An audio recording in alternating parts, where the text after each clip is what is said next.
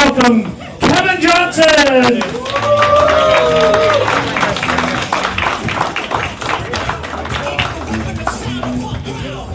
What's going on, y'all? How y'all doing? How y'all doing? Doing good? All right, I'm doing good too. Not that any of you asked. It's cool. I'm all right. A little nervous, if I'm being honest. Not because it's a competition or anything. I'm always nervous before one of these. See, I'm one of the few introverted comedians. So just the thought of leaving my warm bed, going into the cold, getting on stage and being judged by a bunch of strangers. My dream job is kind of my worst nightmare. Yeah. And that's probably why all the money I make from comedy goes straight to therapy. And that's probably why I cannot afford therapy. But it's cool. People still try to help me out. People give me tips and tricks all the time. They're always dumb, though. They're always like, oh, just imagine the crowd in their underwear. I'm like, that's dumb. That never works.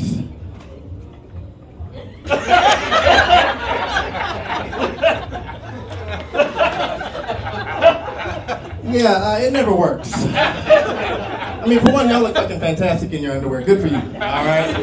And two, I think I'm just too body positive for tricks like that. Like, everybody's hot to me, all right? Now I'm just up here like a chihuahua in heat, you know, anxious and aroused, which is way worse than just being anxious, trust me, all right? So I don't even try the tricks anymore. I just embrace the fact that I'm gonna be nervous up here. I embrace the anxiety. Ladies and gentlemen, what you're seeing tonight is not a comedy routine. This is a well-choreographed panic attack.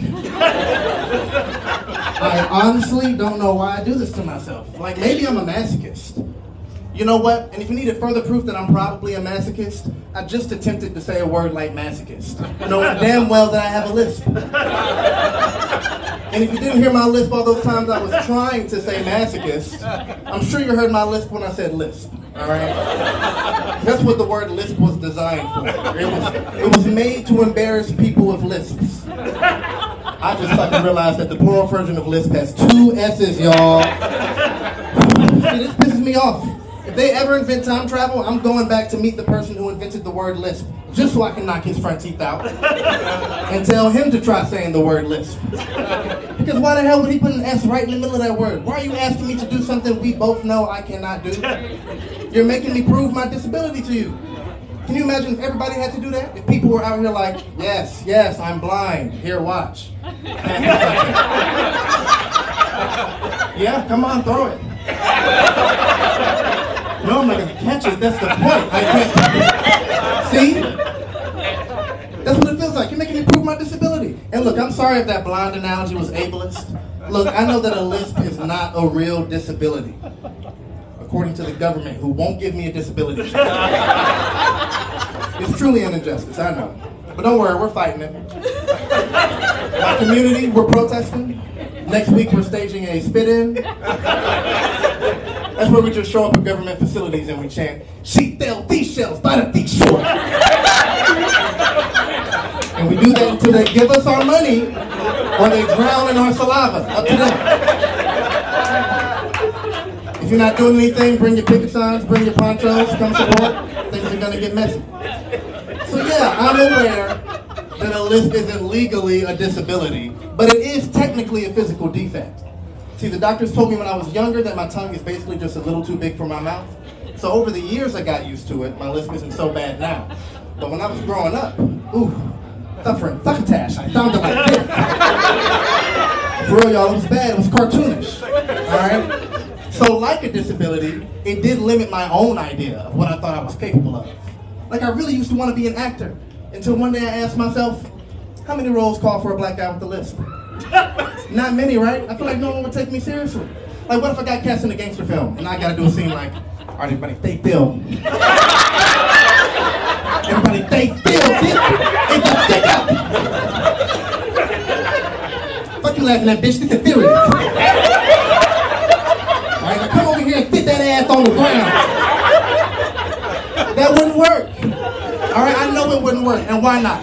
It wouldn't work because I would just be spraying on all my co-stars' faces. Now no one wants to be in the scene with the freak with the big tongue. Actors are telling their agents, that man cannot control his tongue. Never doing the scene with him again. So I knew that wouldn't work. But I didn't give up on my dream, all right? I realized I had to pivot.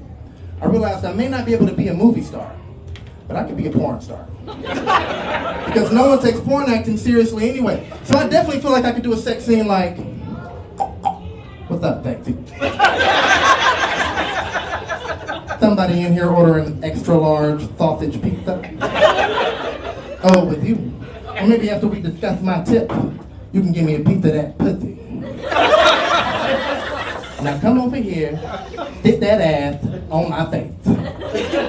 I'm certain that could work, y'all. I'm pretty sure that could work. And let me tell you why. Let me tell you why this would work. In this scenario, all my co-stars are spraying on my face. Yeah, now everyone wants to be in the scene with the freak with the big tongue. Actresses are telling their agents, that man can't control his tongue. I tell you what. I do a scene with him for free. Yeah, but sometimes I feel like I picked the wrong entertainment industry, man. Because being a comedian is hard, y'all, if I'm being honest. If I'm being real, being a comedian is a pain in the ass. Most of my coworkers are dicks. Every time I have to perform, I feel like I'm gonna choke. When you add it all up, I became a porn star anyway. At least if I'd done porn, I feel like my list wouldn't hold me back. It would just become part of the character, you know, part of the mystique. Like, women would see me pop up on screen and they'd be like, I know he about to eat some pussy. He can't even keep his tongue in his mouth. Ooh, I can hear it. He got that big tongue energy. I can hear it. Ooh, he can't say sexy, but he can be sexy. Really feel like that could have worked, y'all. I missed my calling. But no, honestly, y'all, I am glad with how my life turned out. Like, it's the holidays. I got a lot to be thankful for. In fact, y'all, big news. Just last month, I proposed to my girlfriend. I'm sorry. Fiance. Right. She told me if I call her girlfriend again, she's going to break up with me and make me propose again. So, y'all didn't hear that? Please, I cannot afford another ring. I couldn't afford the first ring, but here we are. But yeah, we're excited. We got these hats made that say, just engaged. We've been calling each other fiance nonstop, but especially at restaurants. That way waiters can overhear. Because we always get some free shit. Like 100% of the time we get some free stuff. I'm thinking about just calling her fiance for the rest of my life.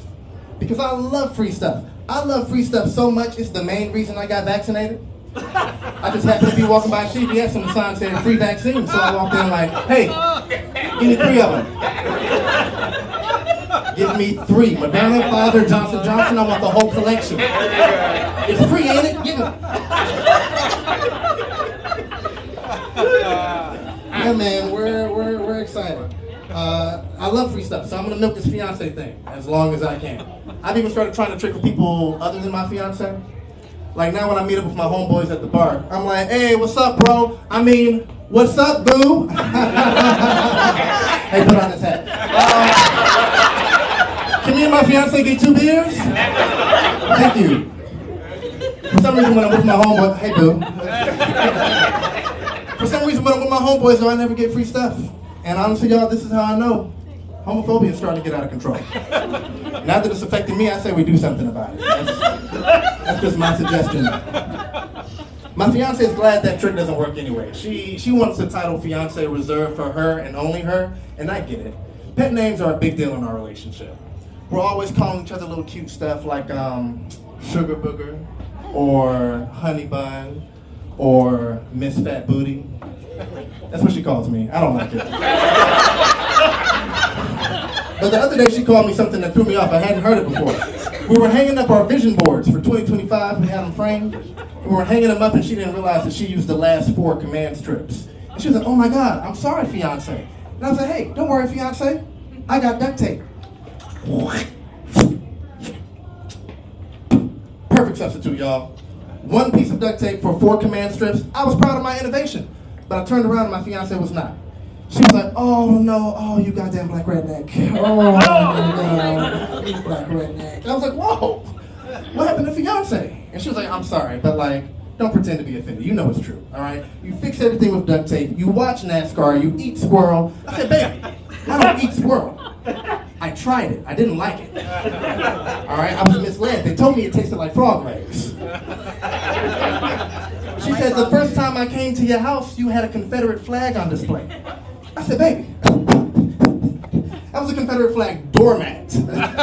Like, come on, that's funny, like.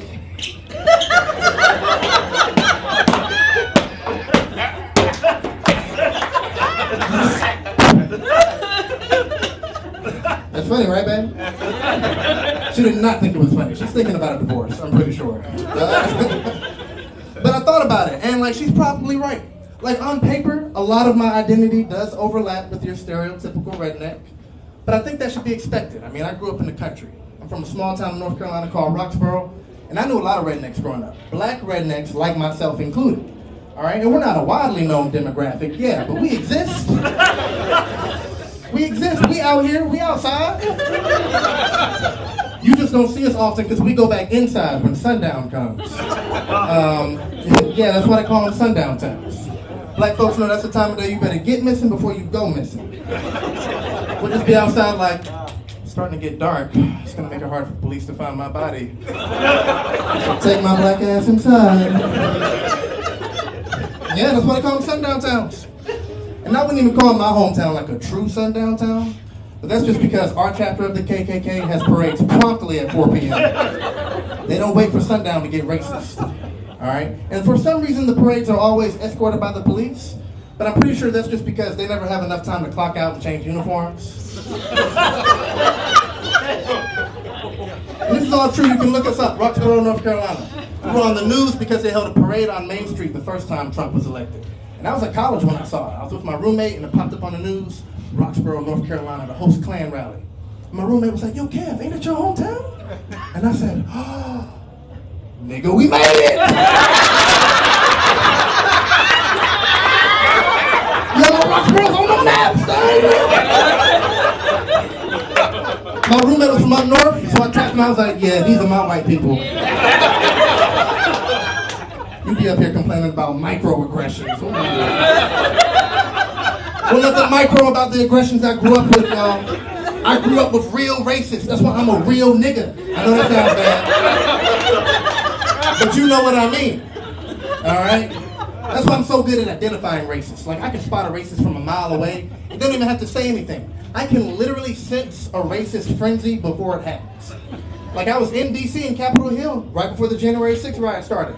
But I got out before anything could happen because I could read the signs. All right? I was walking with a group of my friends. And my group of friends, y'all, I'm talking mad minorities. I'm talking black, woman, queer. That's just my fiance, you know? So we're walking, and I'm like, hang on, everybody stop. Something's not right. Something feels off. Does that pickup truck have testicles on the back? And what's this on the ground? Hold on. Chewing tobacco. Be quiet. Listen, y'all hear that? Be quiet. Sweet home Alabama. We gotta go. We have to go right now, all right? That is a redneck battle cry. We have to go now. I don't know what's going on, but I don't feel safe here anymore, all right? It's starting to feel too much like home. And we got out before anything could happen. Thanks to me, all right? I did that. I saved the day. I'm a hero. And my superpower? Racial profiling. I'm very good at it. I'm not perfect, I'll admit, I'm not 100%. Like this one time back home in North Carolina, I looked out my window, and in the field across from my house, I noticed what I believed to be suspicious activity. So like any concerned citizen, I called the cops. I was like, hello? Yeah, there's a gang of young males outside my house. They've all got matching bandanas and knives, and they're lighting fires and tying nooses. Come quick, I don't feel safe. And then like 10 cop cars came, and they surrounded the gang of thugs, and on that day, the Boy Scouts of America, they learned a very valuable lesson. You cannot show up outside a black person's house with fire and rope. It's never going to be well received. I didn't know I had to explain this. Doing rope work outside my house. I think not. And I know what you're thinking. Oh my God, you called the cops on kids? They were fine. They were white kids. Okay, they're okay. In fact, they made a new badge for that troop. That's the first and only Boy Scout troop to earn the Empathy for Black People badge. I put them in the history books. You're welcome. Besides, y'all heard, my hometown has a real KKK. So what was I supposed to do? All right, for all I know, that could have been like a youth outreach program or something. You know, the Ku Klux Klan for kids, the KKKK. And I'm not going out like that, all right? I refuse to be killed by a little league lynch mob. You're not putting that on my Wikipedia page. Fuck that and fuck them kids. That's my time, y'all. Y'all have a good night.